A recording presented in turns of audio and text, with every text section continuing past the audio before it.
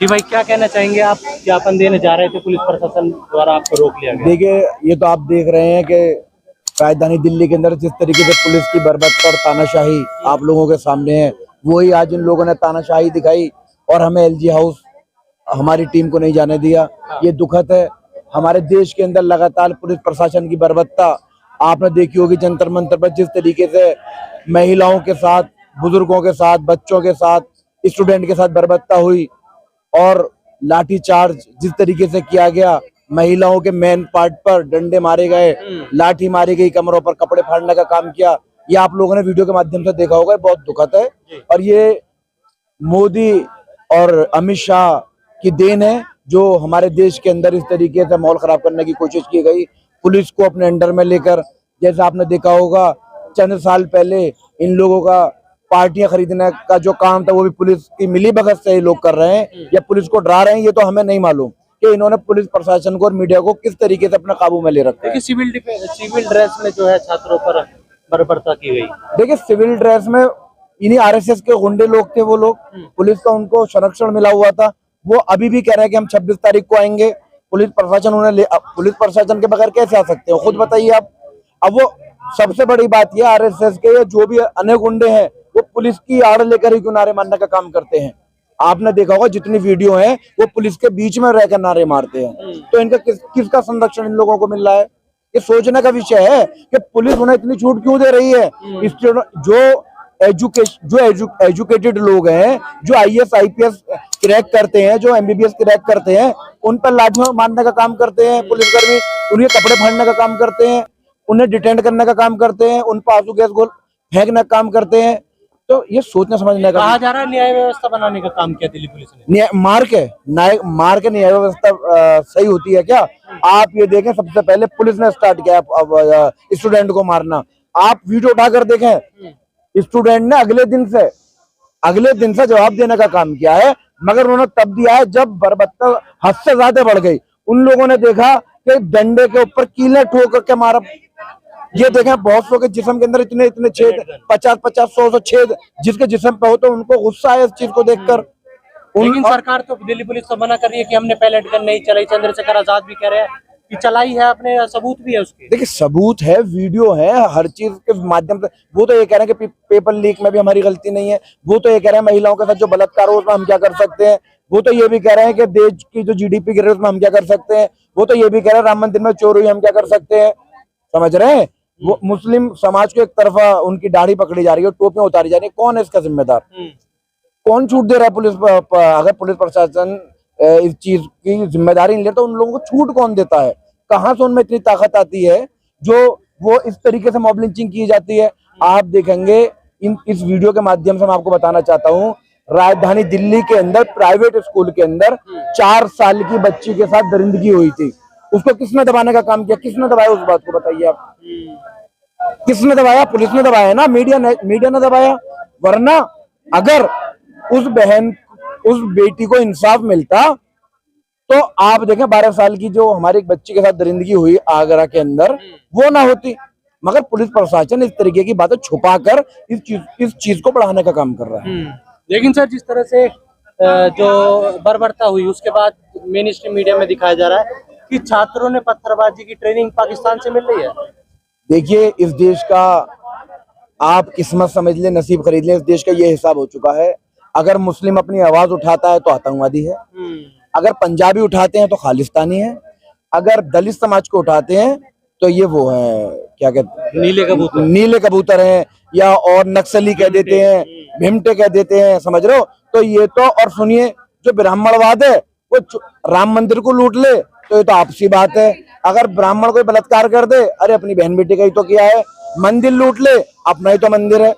ये जातिवाद जब तक इस देश से नहीं जाएगी तो बहुजन समाज पे ये जुल्म करते रहेंगे। और देखिए, इन लोगों ने ठान लिया है कि हम बलात्कार करेंगे तो हम ज्ञानी हैं, हम पंडित हैं, हम ठाकुर हैं। समझ रहे हो? अत्याचार करेंगे तो बिरादरीवाद के हिसाब से उनको जवाबदेही होगी। समझ रहे हो? जुल्म करेंगे तो उसके हिसाब से होगा। क्या आज भी जाति के आधार पर जो है फैसले लिए जाते हैं? बिल्कुल लिए जा रहे हैं। आप ये देखें कि किस तरीके से इस देश के अंदर जो हिंदूवादी नेता, जो अपने आप को हिंदूवादी नेता तिलक लगा के 2 रुपए का तिलक खरीद के जो हिंदूवादी नेता बनने का काम करते हैं, वो क्या जुल्म नहीं कर रहे इस देश के अंदर। 100 आदमी मिलकर एक मुस्लिम समाज के व्यक्ति को मार देते हैं, 100 आदमी मिलकर एक दलित बेटे के पैरों में कील ठोकने का काम करते हैं। उत्तराखंड में आपने देखा होगा। और ये इन असल में क्या है कि मैं आपके वीडियो के माध्यम से कहना चाहता हूँ, इस देश के अंदर जुल्म की इंतहा हो गई है, तभी स्टूडेंट अपनी एजुकेशन छोड़कर धरना प्रदर्शन देने का काम कर रहे हैं। आप ये देखें, जितने भी लोग जंतर मंतर या उसके आसपास हैं, वो सब एजुकेटेड हैं। आपको देखकर पता चल जाएगा वीडियो के माध्यम से भी कि कोई MBA कर रहा है, कोई PhD कर रहा है, कोई IAS की तैयारी कर रहा है, कोई नीट का एग्जाम की तैयारी कर रहा है, कोई MBBS की तैयारी। कौन लोग हैं वो क्यों मजबूर हुए यहाँ पर आने पे? क्योंकि देखिए 3 साल बर्बाद हो जाना कितनी बड़ी बात है। मोदी जी को तो इस्तीफा बहुत पहले धर्मेंद्र प्रधान का दिलवाने देना चाहिए था, और एक ऐसा नियम बनाना चाहिए था कि अगर आज के बाद किसी ने पेपर लीक कर दिया तो उसको सजाए मौत आवाम के सामने दी जाएगी।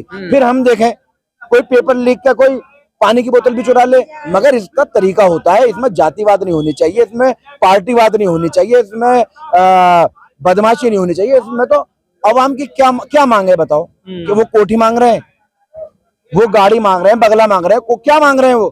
वो ये कह रहे हैं जिसने भी पेपर लीक कराया उसको इतनी ऐसी सजा दें कि अगली बार किसी का कोई फांसी ना लगाए, कोई सुसाइड ना करे।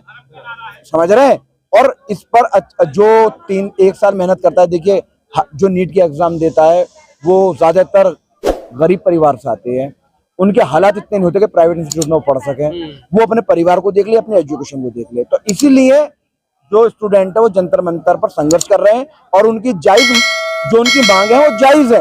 वो नाजायज मांग नहीं, वो ये नहीं कह रहे कि हम लोग जो धरना दे रहे हैं हमें 10% डिस्काउंट दो, हमें जो डिस्काउंट दोगे तो हमारा इसमें एडमिशन हो जाएगा। वो ये नहीं कह रहे कि जो स्कूल जो गवर्नमेंट है उन्हें प्राइवेट करो। कुछ ऐसी मांग नहीं है, उनकी सिंपल सी मांग है कि जो इस तरीके की गतिविधियों में शामिल है या जो गतिविधियों में कर रहा है उस पर इतनी सख्त कार्रवाई होनी चाहिए कि कल को किसी की बहन बेटी आत्महत्या न करे। लेकिन सर दूसरी तरफ जो भाजपा नेता है जी, वो कह रहे हैं कि जो प्रदर्शनकारी हैं उन्हें न नीट की फुल फॉर्म पता, ना उपराष्ट्रपति का नाम पता है। देखिए, अब आप मुझे एक बात बताइए, हमारे देश में तो ये हो रहा है कि उत्तर प्रदेश के CM ने जब सत्ता हाथ में ली, जब CM बने, उन्होंने अपने सारे मुकदमे खत्म करवा लिए।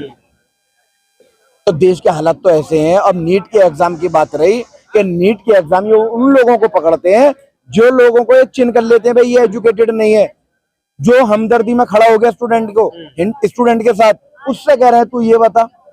समझ रहे हैं? तो ये सब बकवास की बात है। आप इंसान, अब पुलिस वाले से कोई ये कहने लगे कि अब तू 20 किलोमीटर दौड़ के दिखा। अब जब ट्रेनिंग ली है तभी तो दौड़ेगा। अब वो 10 साल से 15 साल से वो जॉब कर रहा है, वो कैसे 10 किलोमीटर तक दौड़ सकता है? तो ये बकवास की बातें हैं, वो असली मुद्दे पर आते ही नहीं। वो यही नहीं कहते भाई जो एग्जाम 3 बार नीट का लीक हुआ है इसके पीछे कारण क्या है और क्यों हुआ, इस पर बात होनी चाहिए ना। नीट की स्पेलिंग से उन्हें क्या करना है? सर एक पुराना इतिहास अगर उठा के देखें, धर्मेंद्र प्रधान ने भी पहले 1970 में पहले भी जो है नीट के खिलाफ आवाज उठाई थी, लेकिन आज वो खुद पेपर लीक उनकी सरकार में हो रहे हैं। तो मैं बताना चाहता हूं ना, आप ये देखें कि हमारे देश के अंदर MPओ को कैसे खरीदा गया, बंगाल के अंदर आप देख सकते हैं, दिल्ली के अंदर कैसे खरीदा गया, विधायकों को कैसे खरीदा गया, पार्टी लुटती हुई देखी है हम लोगों ने। समझ रहे हैं? ये सोचने का विषय है कि इन लोगों के साथ जो आ जाता है वो सारे पाप उसके धुल, वो गंगा में धुला ऐसा नहलाते हैं, पाप धुल जाते हैं। फिर वो बलात्कार करे, वो पेपर लीक करे, वो मर्डर करे, उसके पुराने केस खत्म हो, वो पाक साफ दामन का हो जाता है। अब आप ये देखें कि राजधानी दिल्ली के अंदर इन्होंने कितने MPओ को तोड़ा।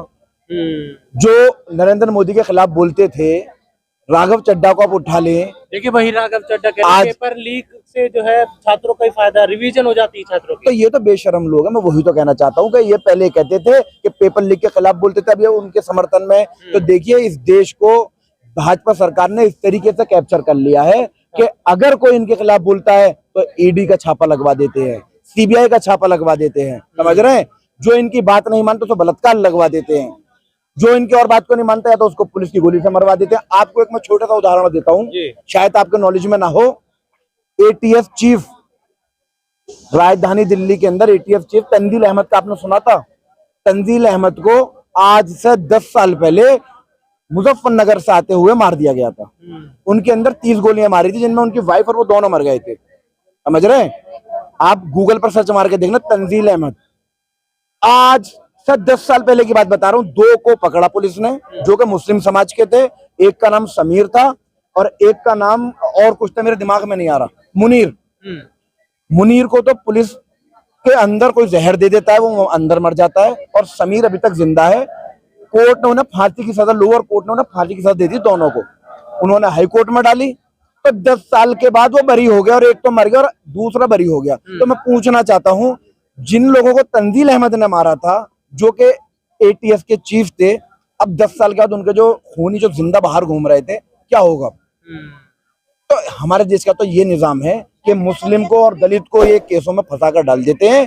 10 साल बाद ये पता चलता है ये आतंकवादी नहीं है, इसने मर्डर नहीं किया, इसने चोरी नहीं की, 10-10 साल बाद लग जाते हैं। तो लेकिन सर योगी जी कह रहे हैं कि कानून व्यवस्था को हाथ में लिया तो जहन्नुम में भेज देंगे, कायदे में रहोगे तो फायदे में रहोगे। देखिए, योगी जी को तो मैं आपको एक बात बताऊं, योगी जी को मस्जिद, टोपी, मस्जिद की मीनार, मस्जिद का लाउड स्पीकर, मुसलमानों को नमाज कहाँ पढ़नी है, मुसलमानों को कुर्बानी कहाँ करनी है, इसके सिवा योगी जी को कुछ नहीं मालूम।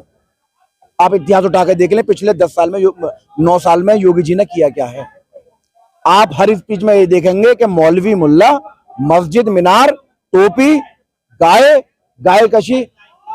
दुनिया में बीफ दूसरे नंबर पाता है। जो योगी जी जो कहते हैं ना कि कुर्बानी अगर बाहर की तो दूसरा तरीका मुझे आता है, तो मैं कहना चाहता हूँ उत्तर इंडिया के अंदर नंबर 1 पे उत्तर प्रदेश बीफ में आता है, जहां से सबसे ज्यादा गाय कच्ची होती है, एक्सपोर्ट होता है।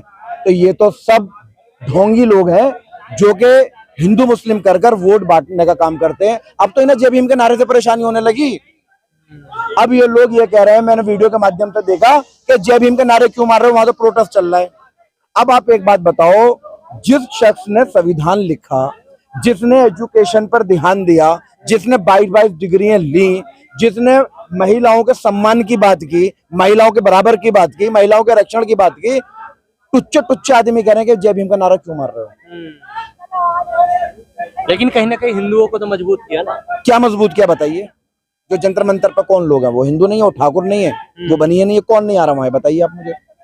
देखिए इन लोगों, सर हिंदू तो 26 तारीख को आएंगे पिंकी चौधरी के साथ।